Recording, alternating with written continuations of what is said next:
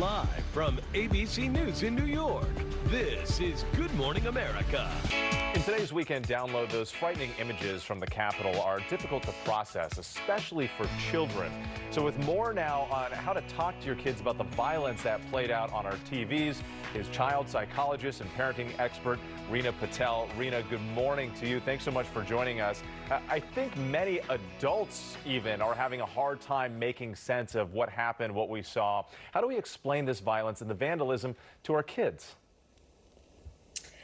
It is important to have a conversation, a dialogue, and just check in. First and foremost, we want to make sure if your child did witness images or hear conversations or anything, that you make sure that they feel safe. Oftentimes children personalize what they've seen, and so safety comes to mind. And so you want to reassure them, find a safe place where they can talk to you about any concerns, any fears.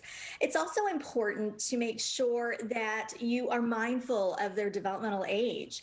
You want to make sure that you don't over divulge information they weren't even thinking about. So first, ask them what they saw, what they perceived, how they felt about it. That's really important. That is an important point. I've been surprised with how much my young kids have absorbed in all of this. But it's also important to talk about this because within the violent mob, we saw a lot of symbols of hate and racism.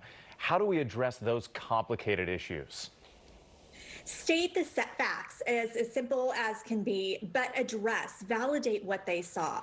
They are very cognizant of what it was. Even teens are able to know that there was clearly a double standard. So talk about hate is never the option. Talk about also using this as a teachable moment that, yes, you can disagree, you can have opposing opinions, but how do we do it respectfully?